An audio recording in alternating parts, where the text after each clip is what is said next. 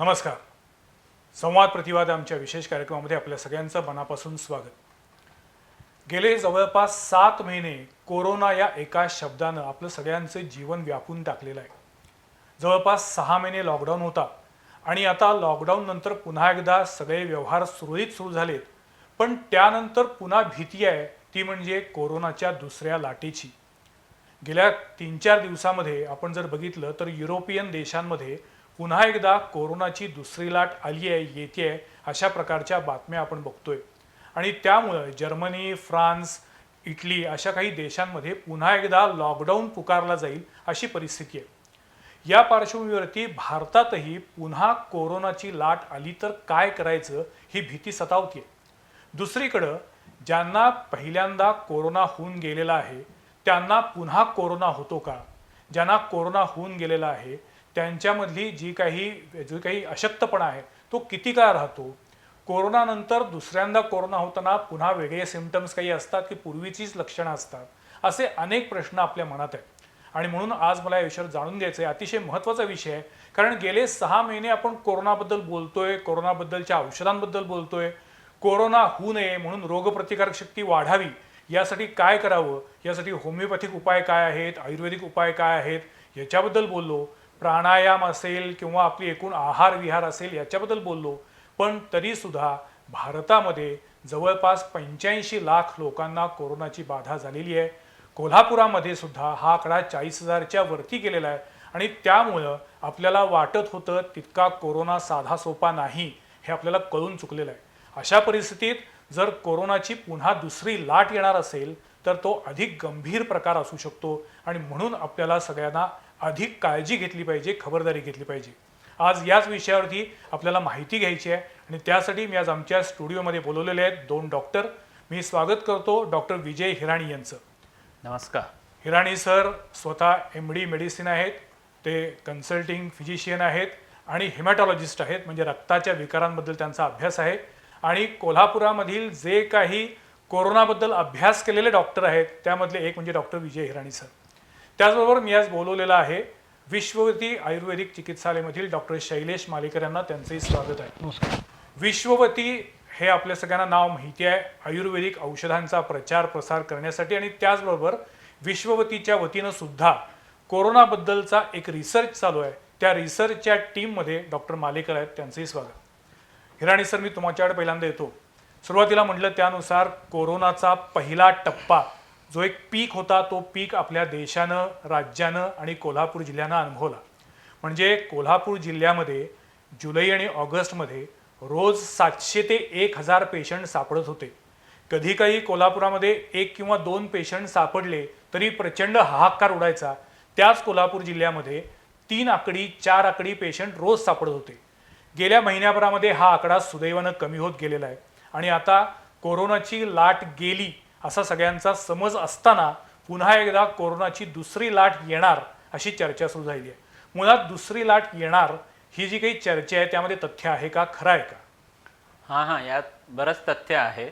जसं आपण आता ऑलरेडी सांगितलं की युरोप आणि अमेरिका या देशामध्ये गेल्या 15 दिवसामध्ये या रोगानं बाधित झालेल्या लोकांची संख्या, पेशंटची संख्या ही प्रचंड वेगाने वाढत आहे. बरं. अमेरिकेमध्ये 3 दिवसापूर्वी 1 लाखाच्या पुढे आकडा गेलेला आहे एका दिवसाचा, जो गेल्या 10 महिन्यात कधीही झालेला नव्हता. म्हणजे पहिल्या फेजपेक्षा दुसऱ्या फेजमधील आकडेवारी ही अधिक गंभीर आणि भीषण आहे. हो. 10 दिवसापूर्वी त्यात 7 दिवसामध्ये 5 लाख हा अधिकृत आकडा आहे अमेरिकेचा, की जो 5 लाख आकडा होण्यासाठी त्यांना 5 महिने लागले होते. पण 7 दिवसात तो 5 लाख आकडा अमेरिकेत झालेला आहे. युरोपमध्ये सुद्धा या सर्व देशामध्ये especially France, Britain, Italy, Spain आणि जर्मनी या 5 देशामधली अधिकृत आकडेवारी आपल्याला माहिती आहे. पण इन जनरलच युरोपमध्ये सुद्धा हा वेगाने वाढत आहे. पण मग पहिली लाट जी होती ती कमी झाली, ती ओसरत गेली आणि त्यानंतर दुसरी लाट आली. ही मानवी चुकांमुळे हे असं झालेलं आहे की मुळात त्या व्हायरसचंच असं काही लक्षण आहे की ते आपोआप डबल टिबल साईजनं पुन्हा तो येऊ शकतो? त्यात दोन्ही तिन्ही गोष्टी असू शकतात. एक सर्वात प्रथम म्हणजे मानवी चुका आहेत. की जसं तिथं लॉकडाऊन हटवलं गेलं आणि सर्व बीचेस, रेस्टॉरंट्स, बार्स, पार्क्स सगळी ही ओपन केली गेली. आणि आपल्याला माहीतच आहे की अमेरिका आणि युरोपमध्ये लोकांना स्वातंत्र्याच्या त्यांच्या कल्पना आपल्याच वेगळ्या. असतात. हो. तिथे कोणी कुणाचं ऐकण्याच्या मनस्थितीत नसतं. ह्युमन राईट्स, स्वातंत्र्य यांच्या त्या गोष्टीच त्यांच्या वेगळ्या असतात. त्यामुळं तिथे आपल्याला जे वाटत असतं की आपण भारतीय लोक ऐकत नाही गव्हर्नमेंटचं वगैरे, तर असं काही नाही. ही लोक त्याही बाबतीत आपल्या पुढे आहेत. त्यामुळं गव्हर्नमेंटने सांगितलेलं तिथं ऐकलं गेलं नाही आणि लोक बिनधास्त सोशल डिस्टन्सिंगचं पालन नाही, मास्क घालायचा नाही, सॅनिटायझर वापरायचा नाही, तर ज्याला आपण SMS म्हणतो हे अजिबात फॉलो केलं गेलं नाही. आणि त्यामुळं हा आकडा वाढत चाललेला आहे. हे प्रामुख्यानं कारण आहे. दुसरं कारण आहे जसं तुम्ही म्हटला की हा व्हायरससुद्धा याचे बरेच वेगवेगळे प्रकार आहेत किंवा उपप्रकार आहेत, ज्याला आम्ही स्ट्रेन्स म्हणतो. तर हा व्हायरस म्युटेशन व्हायला लागलेला आहे की दरवेळेला येणारा व्हायरस हा पूर्वीसारखाच आहे असं नाही. ऑलरेडी 20 प्रकारची म्युटेशन शास्त्रज्ञांनी आपल्या देशात तरी सिद्ध केलेली आहेत. त्यामुळे आता हा जो व्हायरस आलेला आहे हा परत म्युटेशन होऊन नवीन प्रकारचा व्हायरस आलेला असावा की जो जास्त तीव्र वेगानं पसरत आहे.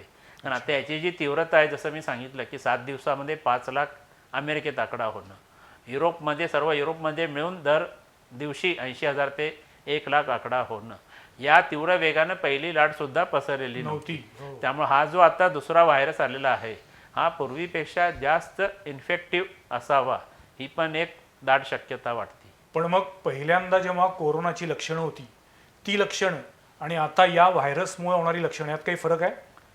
लक्षणं तीच आहेत, पण हा व्हायरस इतका फनी आहे, विचित्र आहे की प्रत्येक पेशंटमध्ये तो वेगवेगळ्या प्रकारची लक्षणं देतो. बापरे. काही लोकांना तो फक्त तापच देतो, काही लोकांना सांधे दुखतात, दम लागतो, धाप लागते. त्यामुळं प्रामुख्यानं हा व्हायरस आपल्या घशावाटे आत फुफ्फुसात जात असल्यामुळं मेजॉरिटी लोकांना ताप येणे, खोकला येणे आणि दम लागणे हे प्रामुख्याने त्याची लक्षणं दिसतात. पण काही लोकांनाही वेगवेगळी लक्षणंसुद्धा दिसत आहेत. अरे बापरे. डॉक्टर मालेकर, मी तुमच्याकडे येतो. जसं आत्ता सरांनी सांगितलं की कोरोनाची दुसरी लाट ही आता दृष्टिक्षेपात यायला लागली आणि ती अधिक गंभीर असेल. मुळात तुमचं जे आता आयुर्वेदिक फील्डमधलं जे काही संशोधन सुरू आहे ते कशाबद्दल सुरू आहे? संशोधन सुरू होतं ते सुरुवातीपासूनच, म्हणजे फेब्रुवारीपासूनच आम्ही जेव्हा हा विषय चालू होता, डिसेंबरपासून चीनमध्ये जेव्हा ते सगळं सुरू झालं त्यावेळी भारतीय लोक ह्याचा आपला काही संबंध नाही आहे, तिकडे काय होतं ह्याच्याकडे एक त्रस्त म्हणून बघत होते. जशी पुणे, मुंबई किंवा मेट्रो सिटीजमध्ये येणारे पेशंट्स किंवा तिथून आलेलं इन्फेक्शनचा कुठेतरीच मागोवा लागला किंवा सुगावा लागला की आपल्याकडेही हे व्हायला लागलं आहे. भले पुण्यात त्यावेळी 2 पेशंट घेऊन आलेले होते, पण हे आज ना उद्या आपल्यापर्यंत येऊन थटू शकतं याचा अंदाज घेऊन आमच्या रिसर्च टीमने हे काम सुरू केलं. भलेही आपल्याला उद्या उपयोगी नाही पडलं तर चांगलं, पण आपल्याजवळपर्यंत आलं तर काय करायचं ही तयारी आपली असायला पाहिजे. रिसर्च ही नेहमी एक फ्युचर व्हिजन म्हणूनच केला जातो. त्याच्याबरोबर इतर ठिकाणी जिथं जर उपयोगी पडू शकत असू तर त्यासाठी ते आपल्याला करता येईल, जरी आपल्यापर्यंत नाही पोचलं तरी. पण तसं दुर्दैवानं झालं नाही. ते आपल्या कोरोना आपल्या उंबऱ्यापर्यंत नव्हे आपल्या घरात आला आणि त्यामुळं ह्या सगळ्या. पण तुम्हाला असं वाटत नाही की आयुर्वेद असू दे किंवा होमिओपॅथी असू दे यांनी सातत्यानं कोरोनाच्या पहिल्या टप्प्यामध्ये जी काही एक इम्युनिटी बूस्टर वेगळी औषधं दिली होती ती फारशी प्रभावी ठरली नाही असं वाटलं नाही? नाही, असं नाही म्हणता येणार. म्हणजे पर्सनली मी आता माझं मत हे सांगतोय, आयुर्वेद, होमिओपॅथी किंवा युनानी आणि किंवा ॲलोपॅथी इथं पॅथी हा विषय फारसा खरं तर हे नाही आहे. प्रत्येकजण आपापल्या परीनं प्रयत्न करतोय. काही बाबतीत पॉझिटिव्ह पेशंटच्या बाबतीत आम्हाला संधीच लवकर मिळाली नाही खरं सांगायचं तर. ते जे काही स्ट्रॅटेजीज असतील, गव्हर्नमेंटचे काही रूल्स होते, काही जे काही होतं त्यासाठी, त्यामुळे आम्हाला त्या बाबतीत प्रयत्न करता आला नाही. त्यानंतर जसं ते रिलीज झाले त्यानंतरचे आमचे आलेले रिझल्ट हे अतिशय अमेझिंग आहेत. पण तुमचा असा दावा आहे की आयुर्वेदिक औषधातून कोरोना बरा होऊ शकतो? हा बाय रूल मी आज क्लेम नाही करू शकत, कारण आजही क्लिनिकल ट्रायलचे रिपोर्ट माझ्या हातात नाही आहेत. पण जेवढ्या काही हजार पेशंटची आमच्याकडे डेटा आहे आमच्या रिसर्च टीममध्ये, त्यामध्ये आता तो डेटा सायंटिफिक भाषेत थोडं सांगायचं तर ॲड ऑन ट्रीटमेंट म्हणूनच आम्हाला ते आता सुरुवातीला औषधं वापरावी लागलेली आहेत. फक्त आयुर्वेदिक औषध द्यायची परमिशन आजही नाही आहे. बरोबर. ती सुरुवातीपासून नव्हती, सुरुवातीला परमिशनच नव्हती, काही दिलं जाऊ शकत नव्हतं. नंतर हळूहळू काही परमिशन मिळाल्या की हे दिलं आयुष मंत्रालयाकडून आणि लोकांनी स्वतःहून काही ना काही, शेवटी प्रत्येकाला जगण्याचा अधिकार आहे आणि जगण्याची इच्छा आहे. त्यामुळं पेशंट जरी नसले तरी काही लोक आमच्या ओपीडीला येणारे असतील किंवा इथं यशोवतीला येणारे असतील, त्या सगळ्यांकडनं डिमांड अशी होती की होऊ नये म्हणून काही आहे का, आणि स्वस्त से स्वास्थ्य रक्षणम किंवा आजार होऊ नये, prevention is better than cure, हे प्रत्येक शास्त्राचा प्रयत्न आहेच. आणि त्या दृष्टीने आम्ही तो प्रयत्न सुरू केला होता. रसमाधव वटी ही जी काही आमची प्रिव्हेन्शनसाठी आम्ही डेव्हलप केलेली होती, किंवा माधव रसायन वटी हे क्युरेटिव्ह म्हणून डेव्हलप केलेलं होतं. तर या दोन्हीचा म्हणजे आजच्या घडीला जवळपास ह्या दोन्ही औषधं घेणाऱ्यांचा संख्या 7.5 लाखाहून जास्त आहे. बरं. आणि तो सगळा डेटाही आमच्याकडे ऑलमोस्ट पेशंटच्या शक्यतोवर संख्येसह आम्ही मेंटेन केला आहे. सगळ्याच करता जरी आला नसला तरी ॲक्च्युली संख्या 9 लाखाच्या आसपास आहे, पण 1.5-2 लाखांचा आमच्याकडे 9 नंबर्स किंवा असं काही नाही आहे. त्यामुळे मी 7 ते 7.5 लाख असं म्हणतो. पण त्याचे ज्यांनी घेतले, नाही घेतले, नंतर माधव रसायन ज्या झालेल्या लोकांनी घेतले, त्या सगळ्याचे आमच्याकडे फीडबॅक्स आहेत, केस पेपर आणि सगळं मेंटेन केलेलं आहे. आणि त्याच्यामध्ये अतिशय उत्तम परिणाम आलेले आहेत हे मी निश्चितपणे सांगू शकतो. अच्छा. आणि त्याचा फायदाही होतोय. कशाचा झाला, फक्त ह्या औषधाचा स्पेसिफिक झाला, फक्त माधव रसायनचा झाला की ॲलोपॅथीचा किंवा आयुर्वेदाचा, असं आमचं किंवा कोणाचंच खरं म्हणणं असू नये. पेशंट बरा करणं हे प्रत्येक पॅथीचं ध्येय आहे. त्यासाठी ज्याची गरज पडेल, ज्याची मदत लागेल ते. आणि सुदैवानं आत्ता सर हिमॅटॉलॉजिस्टच आहेत, तर सरांनी जे आता सांगितलं, तर आमचा सुरुवातीपासून फोकस संशोधन करताना असेल किंवा आजही असेल, जे आम्ही त्याच्यामध्ये अमेंडमेंट्स करतोय किंवा अजून काही चेंजेस करतोय, तर रक्त हा मूळ घटक धरूनच आमचा प्रयत्न पहिल्यापासून चालू आहे. बरं. पहिली लाट आली त्यावेळी मार्च एप्रिल मेच्या आसपास इटलीमध्ये झालेल्या पोस्टमॉर्टम ह्याच्यानंतर ते लक्षात यायला लागलं की हा फक्त रेस्पिरेटरी सिस्टीमचा किंवा श्वसन संस्थेचा विकार नाही आहे. आणि त्याची लक्षणं जी सुरुवातीपासून आपण बघत होतो, रक्तात गुठळ्या तयार करतो. मेन हे रक्तामध्ये क्लॉटिंग जास्त करत होतं.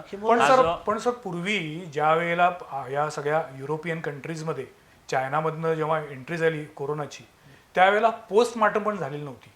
आणि सुरुवातीची आपल्याकडे भारतातली सगळी जी औषधं आहेत ही केवळ रेस्पिरेटरी सिंड्रोम अशा म्हणूनच दिली गेली होती. आणि त्यामुळं ऑक्सिजन असलेला बेड असणं किंवा व्हेंटिलेटर असलेला बेड असणं याला खूप महत्त्व होतं. पण तुम्ही जसं म्हणताय आता की रक्ताच्या संदर्भात हा व्हायरस जो आहे हा अफेक्ट करतोय, हे कधी लक्षात आलं? आणि आता मला सगळ्यात महत्त्वाचा प्रश्न विचारायचा आहे की ज्यांना कोरोना होऊन गेलेला आहे त्यांना पुढं दीर्घकालीन रक्ताचे विकार काही उद्भवू शकतात का? हां, तर सुरुवातीला जसं हा व्हायरस आपल्या शरीरामध्ये घशावाटे फुफ्फुसामध्ये जाऊन तिथे तो इन्फेक्शन करत होता. आणि सुरुवातीला त्याचं आपल्याला वाटत होतं की त्याच्यामुळे तो न्यूमोनिया होत आहे, त्यामुळे पेशंटला ऑक्सिजन कमी पोचत आहे आणि त्यामुळे पेशंटला धाप लागत आहे. तर सुरुवातीचे 2 ते 3 महिने जेव्हा आपल्या भारतामध्ये फारसं याचं प्रमाण नव्हतं, युरोप आणि इटली, एस्पेशली इटली इथं ते प्रमाण बरंच होतं, आणि अमेरिकेत जानेवारी फेब्रुवारी मार्च बरोबर, तेव्हा त्या लोकांना अँटीबायोटिक ही औषधं प्रामुख्यानं दिली जात होती. तेव्हा ही व्हायरसच्या विरुद्ध, विषाणूच्या विरुद्धची औषधं वापर केला जात नव्हता. ही रेमडेसिवीर वगैरे जी औषध आली ही सगळी मार्च नंतर आली. त्यामुळे तो सुरुवातीचा डॉक्टरांचा जो ट्रीटमेंटचा सगळा प्रोटोकॉल होता हा न्यूमोनियावर होता. वेगवेगळ्या प्रकारची अँटीबायोटिक दिली गेली, पण त्यानं पेशंट बरे होत नव्हते. आणि दुर्दैवानं यात सगळ्या देशामध्ये, फॉरेनमध्ये, युरोपमध्ये वार्धक्य असणारी माणसांची संख्या भरपूर आहे. 80च्या वरती लोक तिथं सगळी ते ओल्ड एज होम्समध्ये वगैरे राहतात, एकटे राहतात, तिथे यांचा प्रादुर्भाव जास्त आढळला. त्यामुळं जास्त वय असल्यामुळं सुद्धा आणि ही अँटीबायोटिकचा काही उपयोग न झाल्यामुळे त्यांच्याकडे मृत्यूचं प्रमाण फारच वाढलं.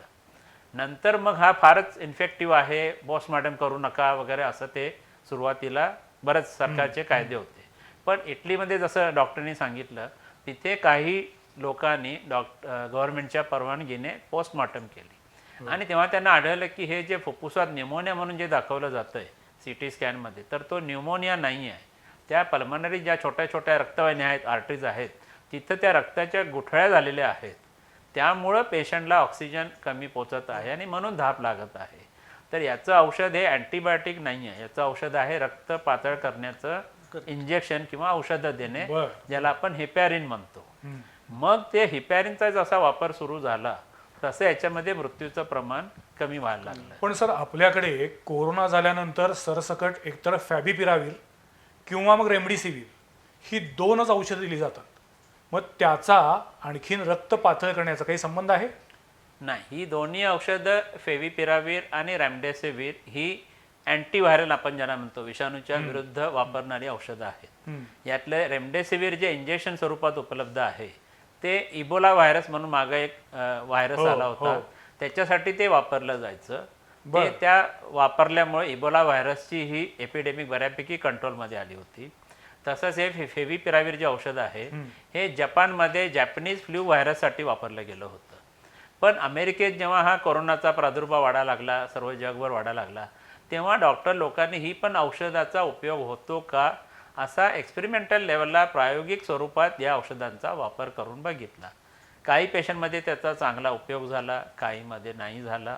पण हळूहळू लोकांना वाटायला लागले की या रेमडेसिवीर औषधाचा बऱ्यापैकी चांगला उपयोग होत आहे.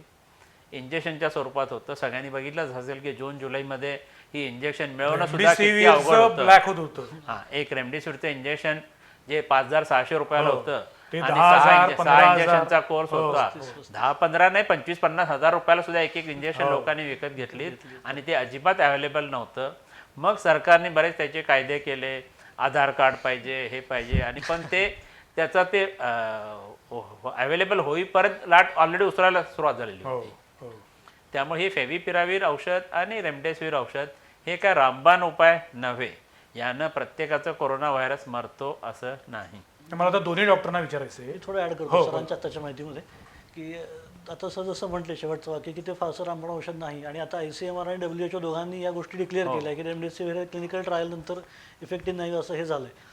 पण ॲट द सेम टाइम म्हणजे एक आयुर्वेदिक हे म्हणून मला थोडं सांगायची इच्छा आहे की आता माधव रसायन जे आम्ही त्यासाठी डेव्हलप केलेलं होतं, तर म्हणजे आमची आता थोडी बॅकग्राऊंड सांगायची तर औषधीची आमची रिसर्च टीम जी आहे 1800 आयुर्वेदिक फिजिशियन प्युअर आयुर्वेदिक प्रॅक्टिस करणारे आम्ही त्याच्यामध्ये काम करतोय. त्या R&Dचं मी हेड म्हणून आहे.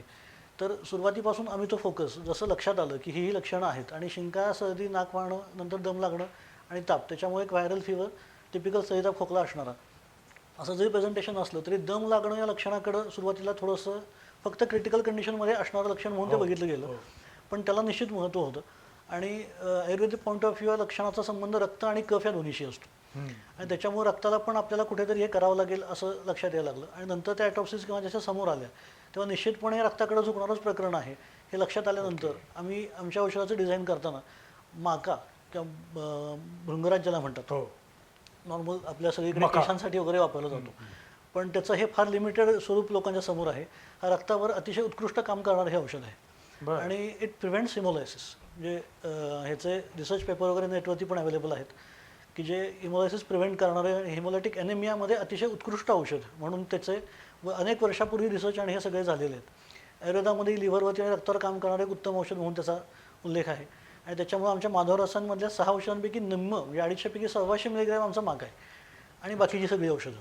आणि त्यामुळं 3-4 दिवशी लक्षणं कमी होणं आणि कित्येक पेशंटच्या 5व्या दिवशी म्हणजे रिपोर्ट आहेत. हा सगळा पूर्ण एव्हिडन्स बेस मी बोलतोय, यातला कुठलाही पण एकीकडे कोरोनावरती कोणतेही औषध नाही असं अजूनही म्हणतायत. नाही, आता अनफॉर्च्युनेटली मी ते पुन्हा रिपीट करतो की औषध आहे हे सिद्ध करायला आम्हाला संधीच मिळाली नाही. आजही क्लिनिकल ट्रायल आता जस्ट मी स्वतः सांगितलं आलेलं की इथिकल कमिटी आणि या सगळ्यांच्या चर्चा आमच्या गेली 5 महिने चालू आहेत. आजही आमच्या हातात अप्रूव्हल तुमचं म्हणणं आहे की आयुर्वेदामध्ये असे काही घटक आहेत निश्चित की आहे, जे निश्चित कोरोनावरती प्रभावी उपचार करतायत, होत आहेत, आणि ते सिद्ध औषधं घेत आहेत, तशी त्यांची लक्षणं कमी होत आहेत. त्याचा डेटा आमच्याकडे पूर्ण केस पेपरसह मेंटेन्ड आहे.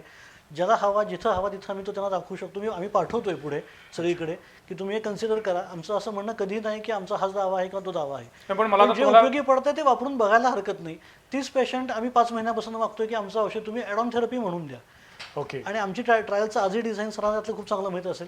ट्रायल डिझाईन आमचं आत्ताही असंच आहे की ॲलोपॅथिक स्टँडर्ड प्रोटोकॉल जो काही आहे, फक्त आयुर्वेद त्याला परमिशन आम्ही ॲलोपॅथीची जी काय ती ट्रीटमेंट घेत असताना आयुर्वेदिक त्याला एक पूरक किंवा सपोर्टिव्ह म्हणून ॲडिशनल देऊन बघूया. आणि पण आता आपण जे बोलतोय आपल्याला सगळ्यांच्या समोर आता जी भीती आहे ती कोरोनाच्या दुसऱ्या लाटेची. आज ज्या पद्धतीनं आपण सगळेजण मुक्तपणानं जरा जास्तीच बिनधास्तपणे फिरतोय आणि मला असं वाटतं की दरवर्षीच्या दसरा दिवाळीपेक्षा यावर्षी उत्साह जास्तीच आहे. याचं कारण गेले 6 महिने सगळेजण आपापल्या घरामध्ये बंद होते, सर्व व्यवसाय ठप्प होते, त्यामुळं सगळ्यांना एक प्रकारे आणखीन चेव आलाय. आता सगळं एकदम मोकळं झालेलं आहे, कोरोना संपलेला आहे अशा भावनेतनं आपण आता सगळे वागतोय. त्याचा परिणाम कोरोनाची दुसरी लाट गंभीर होण्यावरती नक्की होणार आहे का? हो, जसं मी सांगितलं आता जे आपण युरोप आणि अमेरिकेत बघायला लागलेलो आहे त्याचं मेन कारण आहे मानवी स्वभाव. की जसं आपण आता सांगितलं की मुक्त झाल्यामुळे लोकांना असं परत काय दसरा दिवाळी येणारच नाही पुढच्या वर्षी असं लोकांना वाटत आहे. कारण एक तर त्यांना ते गेले 6 महिने असं जखडून ठेवल्यासारखं घरामध्ये झालेलं होतं. व्यवसाय सगळे ठप्प झाले होते. हॉटेल असू देत, बीचेस असू देत, अजूनही गार्डन बंद आहेत, मंदिर अजूनही बंद आहेत. अजूनही काही ठिकाणी सरकार मंदिरं चालू करत नाही, महाराष्ट्रात चालू करत नाही आहे. त्यामुळं लोक आता जी अशी एकदम काय म्हणतात त्याला, स्वैरभैर असे अगदी फिरत लागलेले आहेत. याची लक्षणं आपल्याला पुढं कोरोना दुसरी लाट दिसण्यामध्ये 1 ते 1.5 महिन्याचा कालावधी जाणार आहे. आणि मला खात्री आहे की 15 डिसेंबरच्या नंतर आपल्याकडे ही आकडा वाढत जाईल. जर आपण बघितलं असेल, गेले 8 दिवस दिल्लीचा आकडा 5,000हून 5,500-6,000 वर गेलेला आहे. लेटेस्ट आज मला कळले की महाराष्ट्राचाही आकडा आता जो कमी होत चालला होता तो स्टेबल व्हायला लागलेला आहे. त्यामुळं कमी होण्याचा आता जो ग्राफ आहे तो तरी नाही आहे, आपण आता ज्याला प्लॅटू म्हणतो तो आता आलेला आहे. पण हा ग्राफ वर जाण्यासाठी 15 दिवस ते 1.5 महिना मॅक्झिमम लागणार आहे. त्यामुळे लोकांनी हे SMS, सोशल डिस्टन्सिंग, मास्क आणि सॅनिटायझर हे वापरायलाच पाहिजे. गमतीची गोष्ट मी सांगतो, मी आता OPD चालू गेलेली आहे गेले 15-20 दिवस रेग्युलरली. उठताना मी प्रत्येक पेशंटला सांगतो की कोरोना गेलेला नाही आहे, काळजी घ्या. 1-2 पेशंटनी मला असूनच सांगितलं, सर तुम्हाला माहिती नाही. म्हटलं काय? तुम्ही कोरोना गेला की कोल्हापुरात? सर तुम्हाला कळलं नाही अजून. तर ही परिस्थिती आलेली आहे कोल्हापुरात की लोकांना वाटत आहे आपण की अति कोरोना relax गेलेला आहे, हम्म. कोरोना गेलेला आहे आणि आता आपल्याकडे काय तो परत येणार नाही. पण मग मला सांगा की पुन्हा कोरोना आला तर ज्यांना एकदा कोरोना होऊन गेलेला आहे त्यांना पुन्हा कोरोना होण्याची शक्यता आहे का, ती जास्ती शक्यता आहे? आता कसं झालं की ज्यांना कोरोना होऊन गेल्यानंतर शरीरात जी अँटीबॉडीज आपण म्हणतो, प्रतिद्रव्य तयार झालेली आहेत, ती किती दिवस राहतात याबद्दल अजूनही शास्त्रज्ञांमध्ये मतभेद आहेत. कुणाचं म्हणणं आहे की 2 महिने राहतात, काही जणांनी अगदी 5 महिन्यापर्यंत सुद्धा दावा केलेला आहे. पण जोपर्यंत अँटीबॉडीज आहेत तोपर्यंत परत लागणं होणार नाही. हां, तर आता अँटीबॉडीज असेपर्यंत त्या ज्या स्ट्रेननं झाला होता व्हायरस तो परत होणार नाही. पण वेगळ्या प्रकारचा व्हायरस स्ट्रेन आला तर त्याच्या तुमच्या अँटीबॉडी शरीरामध्ये नाही आहेत. पण व्हायरस असा आपण कसा काय बदलतो? हां, तर हा आम्ही त्याला चॅमेलियन किंवा सरडा म्हणतो, आपण जसा रंग बदलत असतो तसा हा व्हायरस आहे. बर. की हा व्हायरस दर महिन्या 2 महिन्याला जो यायला लागला तो वेगवेगळ्या स्वरूपात यायला लागलेला आहे. काही पेशंट असे आम्ही बघितले आहेत की ज्यांना हे कॉमनली फुफ्फुसाचाच प्रॉब्लेम झाला होता. काही लोक अशी 2-3 तासात सडनली हार्ट अटॅक सारखी गेलेली आहेत. अशी बरीच उदाहरणं झाली आहेत. दुर्दैवानं असं आहे की एखादं स्विच ऑफ करावा तशी चांगली माणसं या कोरोनाच्या काळात गेलेली आहेत. आता त्यांच्यामध्ये आढळून आले की त्यांच्या हृदयाच्या रक्तवाहिनी जसा हार्ट अटॅक येतो तशी सडनली गुठळी तयार होते आणि तो गेलेले आहेत. आता काही लोक पोस्ट कोविडमध्ये ज्यांना कोरोना होऊन 2 महिने झालेले आहेत त्यामध्ये सुद्धा क्वचित प्रसंगी असे पेशंट बघायला मिळालेले आहेत. त्यामुळे आता नवीन लेटेस्ट प्रोटोकॉलप्रमाणे जे लोक 50च्या पुढं आहेत, ज्यांना डायबिटीज, ब्लड प्रेशर किंवा असे दुसरे कोमॉर्बिडिटीज म्हणतो आपण आजार आहेत, या लोकांना 1 ते 2 महिने कोरोनाच्या डिस्चार्ज नंतर रक्त पातळ करण्याची औषधं द्यावीत हे आता सर्व लोकांनी मान्य केलेलं आहे. त्यामुळे 1 ते 2 महिने या प्रत्येकांना आम्ही रक्त पातळ करायच्या गोळ्या या पुढे चालू ठेवत आहे. आयुर्वेदामध्ये आहार विहाराला अतिशय महत्त्व असतं. बरोबर. ज्यांना कोरोना होऊन गेलेला आहे येस. त्यांनी आहारामध्ये कोणत्या गोष्टी वर्ज्य कराव्यात, काय खावं? आता आयुर्वेदामध्ये वातपित्त कफाला जितकं महत्त्व आहे तसंच रक्तालाही दिलेलं आहे. चौथा दोष मानावा इतकं महत्त्व दिलं आहे. तर त्याच्यामध्ये आता जसं सरांनी जे सांगितलं की रेस्पिरेटरी सिस्टीम बरोबर सर्क्युलेटरी सिस्टीम किंवा रक्त हा तितकाच महत्त्वाचा असं आपण आता मानतोय किंवा दिसतंय. तर त्या दृष्टीनं रक्त अशुद्ध करणारे किंवा रक्त दूषित करणारे जे घटक असतील, कारण कोमॉर्बिडिटीज ज्याला आपण म्हणतोय त्यांचा सुद्धा एका दृष्टीनं विचार केला तर ते रक्ताशी संबंधितच सगळे विकार आहेत. हायपरटेन्शन असेल, डायबिटीस असेल, म्हणजे इनडायरेक्टली बघितलं तर त्या दृष्टीनं किंवा ओल्ड एजमध्ये होणारा डेथ किंवा हे जास्त आहेत. तर त्यांनी काळजी घेण्यासाठी आता रसमाधववटी आम्ही डेव्हलप करायचं कारण मुळात तेच होतं. नाही, औषध झालं. नेहमीच्या आहार विहारामध्ये खाण्यामध्ये काही पथ्य असावं का? हो, नाही तेच सांगतोय. तर रसमाधवमध्ये आम्ही घटकही तेच हे केलेले होते की नॉर्मली जे आहारामध्ये त्यावेळी असायला पाहिजे की काही जणांच्या असतील किंवा काही जणांच्या नसतील. दालचिनी किंवा लवंगासारखी गोष्टी आपल्या खाण्यामध्येच असतात खरं म्हणजे. आणि दिज आर नाईस अँटीऑक्सिडंट्स. जे रक्त शुद्ध करणारी रक्तातल्या अशुद्धी योग्य प्रमाणात घेतल्या जातात. त्याचं अतिशय कमी प्रमाण असणं अपेक्षित आहे. तर त्या प्रमाणात जर ते घेतले तर अतिशय उत्तम कार्यकारी आहेत. दुसरं प्रतिकारशक्ती वाढवणं हा जो काय आता सगळीकडे बूम चालू आहे. मग त्याच्यामध्ये अनेक गोष्टी येतात. व्यायाम, प्राणायामपासून खाण्याच्या च्यवनप्राशपासून बऱ्याच गोष्टी. तर योग्य आहाराच्या बाबतीत म्हणाल तर उष्ण, अतितिखट ह्या गोष्टी आयुर्वेदाच्या दृष्टिकोनातून सांगतोय मी याच्यात, ह्या टाळणं किंवा ह्या अवॉइड करणं आवश्यक आहे. बाकी SMS किंवा सगळ्या गोष्टी तर नो डाऊट त्या आहेतच आहे, त्याच्यात कुठंच दुमत नाही. आहाराच्या बाबतीत अन्य ज्या काही म्हणजे बाहेरचं खाणं पिणं ह्यातून होणारा इन्फेक्शनचा हा भाग एक. पण स्पायसी किंवा ह्या सगळ्या जर गोष्टी गेल्या तर रक्तातली उष्णता वाढणं आणि रक्त कमकुवत होणं अच्छा. हा प्रकार निश्चितपणे होऊ शकतो. दही हा एक घटक थोडासा त्रासदायक ठरतो आयुर्वेदिक दृष्टिकोनातून सांगायचं तर, बर कारण आयुर्वेदाच्या गुणधर्मानुसार दही हे उष्ण आहे. दही उष्ण असं सांगितलं आयुर्वेदामध्ये. बऱ्याच वेळा लोक थंड होऊन उन्हाळ्यात वगैरे खाणारे पण काही जण आहेत, तसं होत नाही. आणि ताक ताक नाही, ताक घेऊ शकतो आपण. बरं. ताक, दही आणि ताक एकाच पुढचा दुसरा डेरिव्हेटिव्ह जरी असला तरी त्याचे गुणधर्म वेगळे आहेत. बर आणि दही हा रक्तामध्ये अशुद्धी निर्माण करणारा आणि रक्तात अडथळे निर्माण करणारा, अभिषंद असं त्याला म्हटलं जातं, असा घटक आहे. तर ज्यांच्या बाबतीत ह्या शक्यता जास्त आहेत त्यांनी दही पूर्णपणे टाळायला पाहिजे. आता हे खूप वेगळा फॅक्टर आहे खरं म्हणजे, पटकन समोर न येणारा, पण तो आहाराच्या दृष्टिकोनातून खूप महत्त्वाचा आहे. उष्णता कमी करू शकणारी डाळिंबासारखी किंवा गुलकंदासारखी अशी औषधं किंवा अशा गोष्टी ज्या उष्णता कमी करतील, रक्तशुद्ध करतील, अशा घ्यायला हव्यात किंवा घ्यायला पाहिजेत. आयडियली सांगायचं तर सकाळ संध्याकाळ 2 वेळचं नॉर्मल छान साधं घरगुती जेवण एवढं पुरेसं आहे खरं तर. ह्याच्याशिवाय वेगळं काही नाही घेतं तर जास्त चांगलं.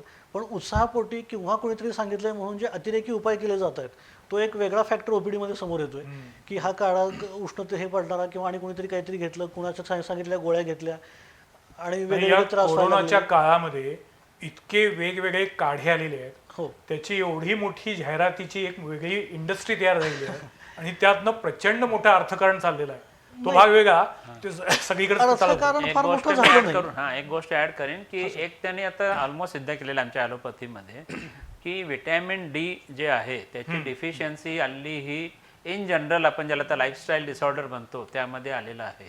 कारण सकाळी उन्हामध्ये बाहेर फिरायला जाणे, 1-2 तास उन्हामध्ये बसणे ही आता संकल्पना जवळजवळ गेलेली आहे. प्रत्येकजण मोबाईलवरच चिटकून आहे, मोबाईलच्याच गेम खेळतो. बाहेर जाऊन ग्राउंडमध्ये जाऊन खेळ खेळण्याचं वगैरे प्रमाण फार कमी झालेलं आहे. त्यामुळे विटॅमिन डी ज्यांना डिफिशियन्सी आहे की जी बऱ्याच पॉप्युलेशनला जगभर झालेली आहे, त्यामुळे सुद्धा हे वन ऑफ द कारण आहे की कोरोनाची लाट एवढा ही जोरात सगळीकडे फास्ट पसरलेली आहे. कारण पूर्वीच्या लाटा या पसरायला वर्ष, 1.5-2 वर्ष गेली होती. स्पॅनिश फ्लूला पण अशीच दुसरी लाट आली होती ना? हा, स्पॅनिश फ्लू जो लास्ट सगळ्या जगानं अनुभवलेली 1910 ला पहिली आली. 1920 साली ती. 20 साली. समाव हे 20 साल थोडं डेंजरस आहे. हो, 1920 आणि आता 1720, 1920 आणि 2020. 1820 ला काय होतं? तेव्हा प्लेगची साथ आली होती, बर कॉलरा आली होती, स्पॅनिश फ्लू आणि कोरोना. तर हे 20वे वर्ष धोक्याचं असं जनरली त्याचं हे झालेलं आहे. तर 1920 ची जी लाट होती स्पॅनिश फ्लू ही 2.5 ते 3 वर्ष लाट चाललेली होती. माय गॉड. आणि त्याच्यामध्ये हे 2दा-3दा लाटा परत येणं वगैरे आणि ती पूर्ण लाट निवळायला 2.5 ते 3 वर्ष झाली होती. आणि त्या काळात त्या लाटेमध्ये 5 कोटी लोक मृत्यू पावली होती. हो. तेव्हाची लोकसंख्या आपण विचार करू शकतो जगाची किती असेल, त्यातली 5 कोटी लोक मृत्युमुखी पडली होती. त्यामुळे सारखं आमचं म्हणणं आहे की या कोरोनाला तुम्ही अगदी लाईटली घेऊ नका. या अशी ही आता पण दुसरी कोरोनाची दुसरी लाट जर आली तर ती किती काळ चालेल याच्याबद्दल काही अंदाज आहे? नाही, याला आता वेळ हेच आपल्याला उत्तर देणार आहे. कोणी असं भाकीत करू शकणार नाही की आता दुसरी लाट आपल्याकडे कोल्हापुरात डिसेंबरला येईल का, देशात कधी येईल, किती महिने राहील, युरोपची लाट आता किती दिवस राहील. समजा दुसरी येऊन गेली, आपण परत इथं भेटलो मार्च महिन्यात, तुम्ही प्रश्न विचारला तिसरी येईल का, तर याची उत्तर आज कुणाकडेही नाही. कारण या सगळ्या आजाराचं आपलं ज्ञानच आहे गेल्या 10 महिन्याचं.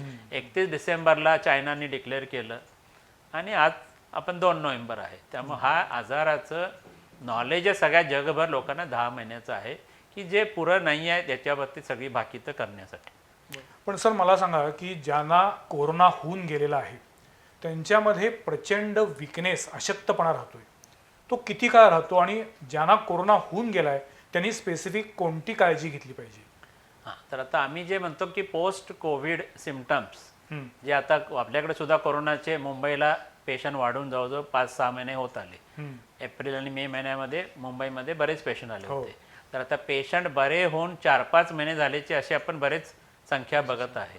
त्यामुळे प्रामुख्यानं आता जो आम्ही बघतो कोरोना आजारातून पेशंट उठल्यानंतर तर तो वीकनेस, अशक्तपणा हा काही पेशंटमध्ये 2-2 महिने, 3-3 महिने राहत आहे की अक्षरशः. आणि दुसरं म्हणजे पेशंटला अंग दुखणे, काही वेळेला सांधे दुखणे आणि क्वचित प्रसंगी परत पेशंटला ताप यायला लागणे, 2-4 दिवस ताप येतो, परत घाबरायला लागतो पेशंट की परत झाला का. काही घाबरून पेशंट पुन्हा ऍडमिट होतात, परत त्याच्या टेस्ट केल्या जातात, पण तो पेशंट 2-4 दिवसाचा काही वेळेला आपोआपच बरा होतो. आता या पोस्ट कोविड सिम्पटममध्ये जसं आम्ही सांगितलं की परत रक्ताच्या गुठळ्या होऊन अचानक पेशंट दगावल्याची पण बरीच उदाहरणं जगभर झालेली आहेत. माय गॉड. त्यामुळं कोरोना झाल्यानंतर सुद्धा एक जे मध्ये लोकांना झालं होतं की आता एकदा कोरोना होऊन गेला मला काय परत होणार नाही, हे अजिबात कुणीही त्या भ्रमात राहू नये. कोरोना झाल्यानंतर सुद्धा कोरोना न झालेले लोक जी काळजी घेतात तीच काळजी त्यांनी सुद्धा घेणं गरजेचं आहे. आणि त्यांना परत कोरोना होऊ शकतो हे बऱ्याच पेशंटमध्ये सिद्ध झालेलं आहे. काही वेळेला तोच व्हायरस शरीरात जो अगदी थोड्या स्वरूपात राहिलेला असतो तो ज्याला आपण रिॲक्टिवेशन म्हणतो तो तरी होतो, किंवा लोकांना परत नवीन प्रकारचं इन्फेक्शन रिइन्फेक्शन ज्याला म्हणतो तेही होतं. पण हे असं किती काळ चालणार आता इथून पुढे? हे उत्तर जसं आपण म्हणतो God only knows, GOK, by तेच आहे, फक्त देवालाच माहीत. पण सर हे रेमडेसिवीर जे काय औषध सरसकट दिलं गेलं त्या रेमडेसिवीरचे प्रचंड साईड इफेक्ट आहेत असं वाटत नाही? रेमडेसिवीर औषधाचा मध्ये जसं नंतर गव्हर्नमेंटने त्याच्यावर फार बंधन आणली महाराष्ट्रात, की सुरुवातीला ते अगदी प्रत्येकजण टॉम डिक अँड हॅरी प्रत्येक पेशंटला ते दिलं गेलं की त्याचा अतिवापर झाला. त्यानंतर सरकारने त्याची बंधनं आणली, त्याची प्रॉपर त्यांनी प्रोटोकॉल केला, त्याची इंडिकेशन दिली. तर कुठलंही औषध जे असतं आमच्या ॲलोपॅथीमध्ये हे विदाऊट साईड इफेक्ट कुठलंच औषध नसतं. हसून आम्ही नेहमी म्हणत असतो ज्या औषधाला साईड इफेक्ट नाही त्याला इफेक्ट पण नाही. मग साखरेच्या गोळ्या खावा, त्यांना काहीच होणार नाही तुम्हाला. त्यामुळे साईड इफेक्ट पण रेमडेसिवीरमुळे प्रचंड शुगर वाढतीये. नाही, शुगर जी वाढत होती कोरोनाच्या पेशंटमध्ये त्याला प्रामुख्यानं 3 कारणं होती. एक हे कोरोना व्हायरस इन्फेक्शनमुळं शरीरात जे आपलं स्वादुपिंड असतं जिथं या बीटा सेल्स म्हणतो आपण, जिथं इन्शुलिन तयार होतं, तिथं या व्हायरसचं इन्फेक्शन झाल्यामुळं ते बीटा सेल्समधून इन्शुलिन तयार होत नव्हतं. त्यामुळं लोकांची शुगर वाढत होती. जे कोरोनाच त्याला जबाबदार होता. हां, कोरोनाच, की ज्यांना पूर्वी काही डायबिटीस नाही, वय वर्ष 30, काही शुगर नव्हती, त्यांची पण शुगर 400-500 होत होती. दुसरं कारण होतं की हा कोरोना प्रामुख्यानं ज्या लोकांना शुगर आहे, ब्लड प्रेशर आहे, हार्टचा प्रॉब्लेम आहे, 50च्या पुढच्या आहे, त्याच्यामध्ये याचं प्रमाण जास्त आढळून आलं होतं. त्यामुळे नॅचरली ज्यांना डायबिटीस आहे, आपलं कुठलं इन्फेक्शन शरीरात झालं की शुगर वाढत असते. आणि तिसरं महत्त्वाचं कारण की या सगळ्या लोकांना स्टिरॉइड नावाचं औषधं गोळ्यांच्या स्वरूपात किंवा इंजेक्शन स्वरूपात दिली जात होती. त्यामुळं सुद्धा या स्टिरॉइडमुळे सुद्धा लोकांची शुगर वाढते. सर्वात महत्त्वाचं म्हणजे ही शुगर वाढलेली ती तेवढ्या 8-10 दिवसापुरती राहत नाही. काही लोकांची शुगर ही पुढं 2-2, 3-3 महिने वाढलेली आढळलेली आहे. ज्यांना पूर्वी डायबेटीस नव्हता आणि कोरोनाच्या काळात 400 शुगर झाली, त्यांना पुढे 2-2, 3-3 महिने इन्शुलिन देण्याची पण गरज लागलेली आहे. बापरे.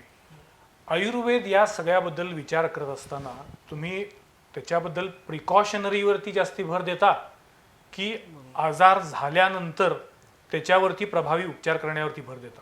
नाही, प्रिकॉशनरीवरती जास्त भर. दोन्ही आयुर्वेदाचे आस्पेक्ट आहेत. मी मगाशी म्हणतो तसं स्वस्थचे स्वास्थ्य रक्षण, जी स्वस्थ व्यक्ती आहे, नॉर्मल व्यक्ती आहे, ते स्वास्थ्य आपण टिकून कसं ठेवू शकतो हा आयुर्वेदाचा निश्चितपणे पहिला ते झालं, precaution is better than cure, ठीक आहे.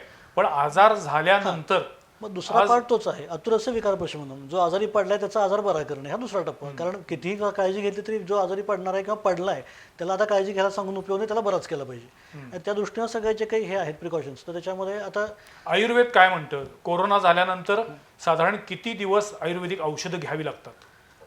जसं ह्याच्यामध्ये रेमडेसिवीरचा तो 6 दिवसांचा डोस जो आहे, 5 दिवसांचा कोर्स जो आहे तो पूर्ण करावा लागतो, तसा आयुर्वेदामध्ये तसा काही 10 कोर्स आहे? दिवसाचा आम्ही कोर्स डिफाईन केलेला आहे. स्पष्ट सांगायचं तर आता तुम्ही जवळपास OPD मध्ये असेल किंवा बाहेर असेल, हजारांमध्ये ती संख्या आहे आमच्याकडे असणाऱ्या डेटाची, तर साधारण 10 दिवस हा पुरेसा स्पॅन आहे. त्याच्यानंतर आवश्यक ज्यांना आहे, सर्वसाधारण जे काही नॉर्मल पॉझिटिव्ह हे आलेले किंवा HSCT मध्ये ज्यांचा 2, 5, 10 पर्यंत स्कोअर आहे, अशा पेशंटचं 10 ते 15 दिवसामध्ये पूर्ण त्यांचे सगळे विथ इन्व्हेस्टिगेशन्स ते क्लिअर झालेले आहेत.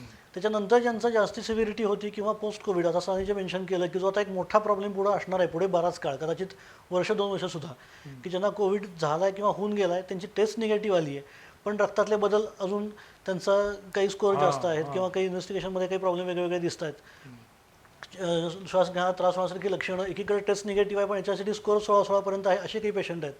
तर हे सगळे प्लस पोस्ट कोविड सगळं आता झालंय, पण थकवा आहे, दम लागतोय, शुगर वाढली आहे, सायकोलॉजिकल प्रॉब्लेम्स, फोबिया हा एक मेजर प्रॉब्लेम पुढे काही काळ भोगावा लागणार आहे. मला असं वाटतं कोरोना हा शरीरावरती जेवढा अफेक्ट करतो तितकाच तो मनावरही निश्चित करतोय आणि केलाय. रादर अनेक पेशंटच्या बाबतीत, म्हणजे सर आता MD मेडिसिन आहेत, कार्डिओलॉजिस्टचं पण हे स्पेसिफिक हे आहे की जो पेशंट कार्डियक एलिमेंटनं गेलेला आहे तो नक्की त्या फोबियाच्या ह्याच्यामुळे त्याला अटॅक आला की आता खरं आहे, कोरोनाच्या ह्याच्यामुळे आला खरं आहे. हे डिफाईन करणं अवघड नाही, आहे. कोरोनाच्या तेच म्हणलं. टेन्शनमुळे अनेक मृत्यू झाले अनेक खरं आहे. आणि लक्षणं इतकी वेग आहेत की म्हणजे प्रेग्नन्सी आणि फ्रॅक्चर सोडून सगळी लक्षणं कोरोनामध्ये आता पण दिसली आहेत असं फिजिशियन्सनी काही बाहेरच्या देशातले व्यक्त केलं मत. तर त्याच्यामुळं काहीही झालं म्हणजे लांब कुठेतरी व्यक्ती शिंकली तरी 4 जणांचं आता लक्ष जातंय. या सर्दीपासून कॅन्सरपर्यंत असं म्हणण्याची कधी काळी पद्धत होती. आता ती सर्दी सगळ्यात जास्त धोकादायक ठरली आहे. कॅन्सर बरोबर म्हणायची वेळ आली. आता कोरोनाला म्हणून विषाणूच्या आजारापेक्षा भीतीचा आजार असं भीतीचा जास्त आजार. म्हणलं हो. जातं. आणि त्या दुर्दैव काय आहे ज्याला कॅन्सर असो एड्स असो सारखे आजार ज्याला झाले त्याला भीती जास्त होती. कोरोनाच्या बाबतीत ज्याला झाला नाही तोही तितकाच घाबरलेला आहे मला होईल का. कारण तो संसर्गजन्य आहे. रोज एकदा तरी शंका तरी येऊन जाणं शंका आली पाय जरी दुखला कारण इतकी लक्षणं वेग पाय फक्त दुखतायत आणि पॉझिटिव्ह आलाय डोकं फक्त दुखतंय आणि पॉझिटिव्ह आलाय फक्त अंग दुखतंय पॉझिटिव्ह आलाय तापच नाही सर्दी नाही खोकला नाही ताप नाही शंका नाही पण तो पॉझिटिव्ह आहे असे कितीतरी केसेस वेगवेगळ्या प्रकारची लक्षणं दिसल्यामुळे खूप प्रेझेंटेशन आपण यात एक सगळ्यात मला मूलभूत प्रश्न सर तुम्हाला विचारायचा आहे. सगळं जग आतुरतेनं कोरोनाच्या लसीची वाट बघते, वॅक्सिनेशनची वाट बघते. तुम्हाला वाटतंय येत्या नजीकच्या 1-2 महिन्यामध्ये 3 महिन्यामध्ये अशा पद्धतीची लस येईल? आता लेटेस्ट बातमीनुसार गेले 10 महिने आपल्याला हा आजार झालेला बघतोय. हो 10 प्रकारच्या लसींवर वेगवेगळ्या स्टेज टप्प्यामध्ये संशोधन चालू आहे. त्यातल्या 6 प्रकारच्या लसी या फेज 3 क्लिनिकल ट्रायलमध्ये आलेल्या आहेत. अजूनही असं कुठल्याही यांनी दावा केलेला नाही आहे की या लसनं असं होईल फायदा होईल काय होईल. पण ज्या तऱ्हेनं हा विषाणू वेगवेगळ्या प्रकारे बदलतोय. रूप बदलत आहे हे फार अवघड होणार आहे की त्याची लस लगेच येईल ती सगळ्या लोकांच्यामध्ये इफेक्टिव्ह होईल ती सगळ्यांना मिळू शकेल हे थोडं अवघड दिसतं. की जसं मी आता म्हणेन की पूर्वी HIV नावाचा हा एड्सचा व्हायरस आला 1986 साली. आज 34 वर्ष झालेली आहेत. आजही त्याच्याविरुद्ध लस उपलब्ध नाही.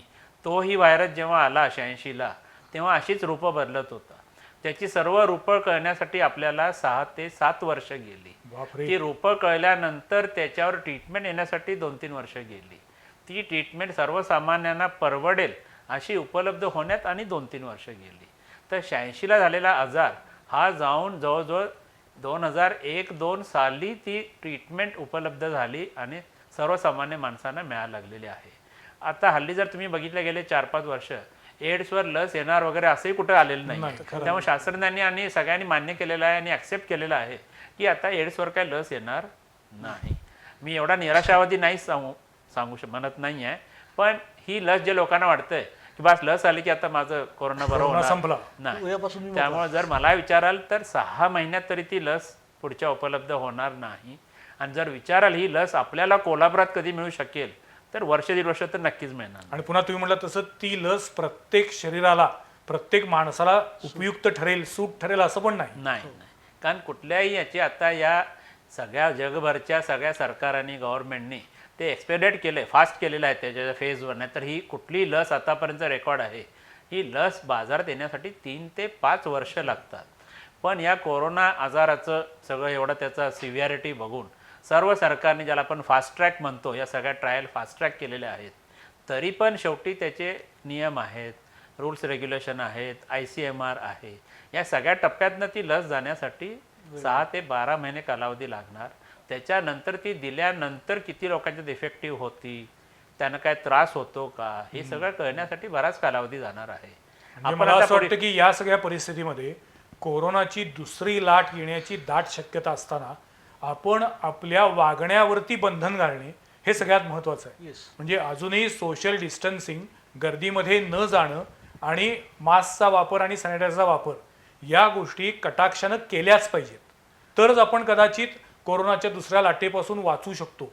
पण सर तुम्हाला असं वाटतं की भारतामध्ये कोल्हापुरामध्ये दुसरी लाट येऊ शकते?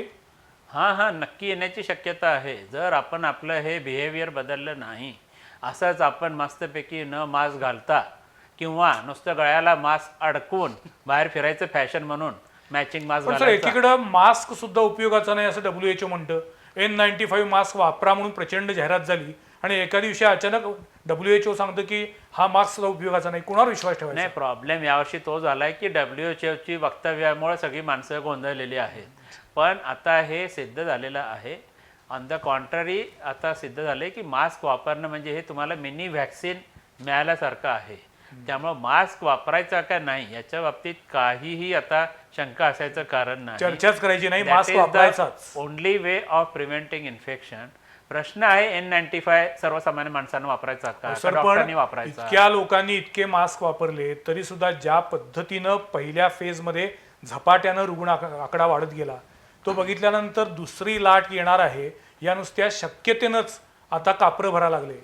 नाही, पण मास्क जर वापरला नसता पहिल्या लाटेत तर जी 84-85 लाखाची संख्या 8 कोटीवर गेली असती. निश्चितपणे. त्यामुळं मास्क वापरायचा का नाही याबाबतीत आता काही वाद नाही.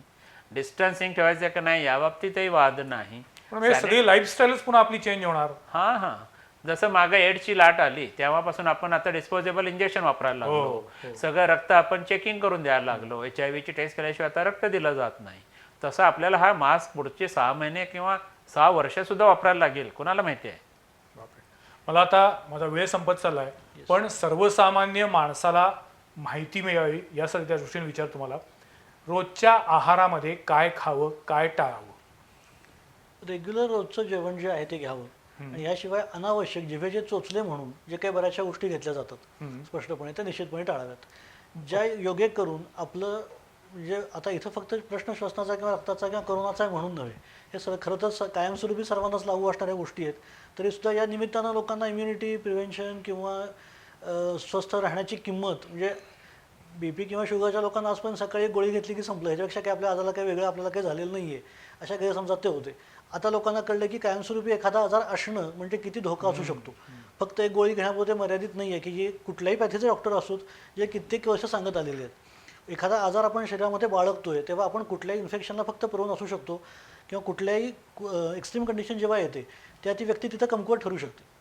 आयुर्वेदानं जे काही इम्युनिटीबद्दलही सांगितलेलं आहे त्यामध्ये हाच भाग येतो. खरं म्हणजे आयुर्वेदामधली इम्युनिटी फक्त इन्फेक्शनच्या बाबतीतही नाही आहे, जे इंटरनल डिसीज असतात त्याही बाबतीत आहे की शरीर तंदुरुस्त राखणं याची किंमत काय, मला कुठलाही बाकीचा त्रास नसणं याची किंमत काय, ते आज फोबियाच्या स्वरूपात दिसते आहे. ज्याला काही नाही आहे तो काही प्रमाणात तरी कॉन्फिडंट आहे, पण ज्याला काही आजार आहेत, ज्याला कोमॉर्बिड हे आता एक नाव तरी मिळालेलं आहे, जे पूर्वीपासून खरं तर ते कोमॉर्बिड होते, कोरोनामुळे ते एक स्पेसिफिक कॅटेगरी आता तयार झाली. तर या लोकांनी असो किंवा इतरांनीही असो, इतरांनी कोमॉर्बिड होऊ नये म्हणून स्वतःची लाईफस्टाईल सांभाळावी. नाही, पण आता कोरोना ज्यांना होऊन गेलेला आहे त्यांनी व्यायाम केला तर चालतो? हो निश्चित. श्वसनाचा त्रास किंवा असं काही होत नसेल तर त्यांनी प्राणायाम व्यायाम किंवा हे सगळं अवश्य करावं. चालणं किंवा पळणं, जॉगिंग प्रत्येकानं करणं आपापल्या कॅपॅसिटीनुसार हे ठरवावं. आणि आयुर्वेदाची जी व्याख्या आहे व्यायामाची खरं म्हणजे की थोडीशी धाप लागेपर्यंत आणि थोडा घाम येऊपर्यंत एवढाच तो करावा. सध्याची जी काही व्यायामाची पद्धत चालू असते, जिममध्ये जायचं आणि वर्कआउट करण्याचं ठरवतो कोणतरी तिसरा व्यक्ती, तो ऑफिसमध्ये असतो, चौथा करून घेत असतो आणि हा घामानं गळून गेलाय की त्याला काहीच फरक पडलेला नाही आणि त्यात AC चालू असतो, त्यामुळे तेही कळत मी नाही. नेहमी सांगतो तर हे व्यायाम होऊ नये. एवढाच करायचा की at the end of exercise तुम्हाला बोलता आलं पाहिजे पण शिटी वाजवता नाही आली पाहिजे. बर. फ्रेश वाटलं पाहिजे. एक व्यायामानं थकून नाही जाता का, हां, व्यायाम fresh वाटलं पाहिजे, थकून उपयोग अर्धशक्तीनं करावा असं अपेक्षित आहे. तर तेवढा फ्रेश वाटण्या इतपत करावा जेणेकरून दिवसभर शरीर आपल्या नित्यकर्मांना मोकळं व्यवस्थित राहावं. इतका केला की नंतर खाऊन पिऊन झोपला ह्याला व्यायाम म्हणत नाही, ते थकणं झालं, कष्ट झाले. तर तसं होता कामा नये. त्या दृष्टीनं प्रत्येकानं आपला व्यायाम रोजच्यासाठी डिफाईन करावा, तेवढा त्यांनी करायला हरकत नाही. प्राणायाम करावेत. योग्य जो आहार त्या त्या व्यक्तीसाठी तो ज्या तुम्ही देशात आहार राहतो. म्हणताय, कोल्हापूरमध्ये अशी एक समजूत आहे, कोरोना होऊन गेलाय आता तुला ताकद यायची आहे, भरपूर नॉनव्हेज खा, भरपूर हे उकडलेली अतिशय अंडी खा. चुकीचं आहे. हे अतिशय चुकीचं आहे. म्हणजे प्रोटीन्स, विटॅमिन्स, कार्बोहायड्रेट्स, मिनरल्स ही एक डेफिनेशन मला मान्य आहे, पण हे कधी पचलं तर पहिलं स्पेसिफिक त्याचं कुठल्याही चांगल्या आहाराची कंडिशन नाही आहे. पौष्टिक ज्याला काही म्हटलं जातं व्यवहारामध्ये बऱ्याच वेळा, म्हणजे लहान मुलांना बदाम खायला घालण्यापासून ते आता कोरोना झाल्याने नॉनव्हेज खाण्यापर्यंत, तुमची जर खायची पचवायचीच ताकद नसेल तर तुम्ही ते का खावं किंवा का खाणं अपेक्षित आहे? पण ज्याला पचवायची ताकद आहे पण ती त्या कोरोना झाल्यावरती नसते तेव्हा ते खाणं अपेक्षित नाही.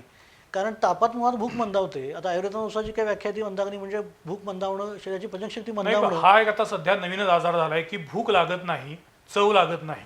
हे करोनाचं चव लागत नाही एक स्पेसिफिक वेगळं, चव जाणं आणि वास जाणं ही स्पेसिफिक दोन वेगळी अजून एक लक्षणं आहेत की जी अनेक जणांना नुसती ती पण दिसली आहेत, काही जणांना ती तापासह दिसली आहेत, पण तरी सुद्धा चव न लागणं किंवा भूक न पण लागणं. भूक लागावी यासाठी काय करावं?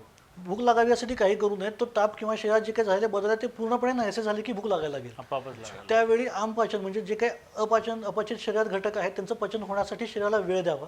आयुर्वेदामध्ये ज्याला लंघन म्हटलेलं आहे, गरम पाणी पिणं किंवा पाचक औषधं जी काही आहेत, सुंठीसारखी अगदी साधी सोपी घरगुती औषधं सुद्धा आहेत, अशी घेणं किंवा औषधाचं नाव म्हणून नाही पण पुन्हा एकदा माधव रसायन वगैरे ह्याच्या सगळ्यामध्ये आम्ही तोच विचार करून ते फॉर्म्युला डिझाईन केलेले आहेत की जे करोनाचे असणारे इफेक्ट्स आहेत अलॉंग विथ पुढं जे काही पुढं टिकून राहू शकतं, जे काही नॉर्मल तापानंतरही असू शकतं किंवा कुठल्या व्हायरल फिवरनंतर असू शकतं किंवा करोनानंतरही तेच असणार आहे. शेवटी तो एक तापच आहे आणि इन्फेक्शनमुळे होणारा. तर त्याच्यामध्ये जे काही बदल शरीरामध्ये होतील, फक्त ताप जाऊन अंग गरमचं गार झालं म्हणजे विषय संपला असं होत नाही. ते इतरही आजारांमध्ये होत नाही, ते करोनामध्येही होत नाही आहे. किंवा ही जी काही बाकीची सगळी लक्षणं आहेत ही पूर्णपणे रिव्हर्ट होऊन खाणं पिणं व्यवस्थित असणं, भूक व्यवस्थित लागणं, पोट व्यवस्थित साफ होण्यापासून थकवा, अशक्तपणा, अंग दुखणं हे सर्व लक्षणं जाऊन तो पूर्ण नॉर्मल तंदुरुस्त व्यक्ती झाला तर तो बरा झाला असं म्हणता येईल. आणि त्या दृष्टीनं हे सगळं होईपर्यंत साधा हलका फुलका आहार रादर आत्तासुद्धा आम्ही मुगाचं कढण, मुगाची पेज, एकीकडे लोक मांसाहार, अंडी आणि काय ह्याच्या जेव्हा भर देत होते त्यावेळी आम्ही ॲट द सेम टाईम हा आहार लोकांना सांगत होतो की उलट काही खाऊ नका, कडकडून भूक लागेपर्यंत गरम पाणी, मुगाची पेज, मुगाचं कढण असं घ्या, पॅथीची कुठल्याही औषधं घ्या, ॲलोपॅथी घ्या, आयुर्वेद घ्या, काही घेऊ नका, वॉटेवर जे काही ते करत असतील ते डझंट मॅटर. पण खाण्यापिण्याच्या बाबतीत या गोष्टींना तुम्ही बळी पडू नका. आणि ह्यातले किती मेडिकोजनी सुचवलेली उपाय आहेत आणि किती नॉन मेडिकोजनी सांगितलेले आहेत त्याला काही अर्थ नाही आहे. म्हणजे हा कदाचित ॲलोपॅथीच्याही व्यक्तीनं सांगितलेलं नाहीत, हे आयुर्वेदाच्याही व्यक्तीनं सांगितलेलं नाहीत, हे फेसबुक, व्हॉट्सअप, इंस्टाग्राम डॉक्टर्स ह्यांच्याकडनं आलेले जास्त आहेत. व्हॉट्सअप युनिव्हर्सिटी आणि हा व्हॉट्सअप युनिव्हर्सिटी हे फार मोठा इश्यू आहे आणि त्याच्यामुळं लोक त्याला बळी पडून भलतंच काहीतरी करतायत. आणि तेही पेशंट ओपीडीमध्ये आम्ही आज बघतोय की डॉक्टर बाकीचं हे असं आहे पण पोटाचं बिघडलंय, मग पोट पण आता ते करोनामुळे बिघडलंय की किंवा नॉनव्हेजमुळे बिघडलंय, बरोबर. हे डिफरन्शिएट करणं डॉक्टरांसाठी त्रासदायक होते. मला असं वाटतं की डॉक्टर शैलेश मालेकर आणि डॉक्टर विजय हिराणी यांनी आपल्याला विस्तृत माहिती दिलेली आहे. एक गोष्ट आपण सगळ्यांनी गांभीर्यानं लक्षात घेतली पाहिजे, कोरोना संपलेला नाही आहे, किंबहुना कोरोनाची दुसरी लाट येण्याची शक्यता आहे. आणि अशा वेळेला आपण जर अधिक सावध झालो नाही, अधिक सतर्क झालो नाही तर येणारा भविष्यकाळ हा अधिक भीतीदायक असू शकतो. आज डॉक्टर हिराणी यांनी आपल्याला अनेक गोष्टी उलगडून दाखवलेल्या आहेत. ज्या पद्धतीनं 1920मध्ये स्पॅनिश फ्लू आला, त्याची दुसरी लाट आली आणि आता 2020मध्ये आपण कोरोनाला सामोरं गेलेलो आहोत. हा नवीन आजार आहे, हा अजून कोणकोणत्या स्वरूपात आपल्या समोर येणार आहे, त्याचं रूप कसं बदलणार आहे हे अजून वैद्यकीय क्षेत्रातील तज्ज्ञांना सुद्धा समजत नाही, उमजत नाही आहे. कारण मुळात आजार वेगळा आहे आणि डॉक्टर हिराणी सर म्हणले त्यानुसार कोरोनाचा व्हायरस हा रंग बदलणाऱ्या सरड्यासारखा आहे. त्यामुळे त्याचे सिम्पटम्स, त्याची लक्षणं ही दरवेळी वेगळी दाखवतोय. त्यामुळे अशा वेळेला आयुर्वेदात सांगितल्यानुसार precaution is better than cure, खबरदारी घेणं हे अत्यंत महत्त्वाचं आहे. आपला आहार विहार आणि ज्यांना कोरोना होऊन गेलेला आहे त्यांनी अधिक काळजी घेतली पाहिजे असं मला वाटते. कारण कोरोना ज्यांना होऊन गेलेला आहे त्यांना माहिती आहे की तो किती त्रासदायक आजार आहे, तो शरीराच्या बरोबरीनं मनावर किती आघात करतोय.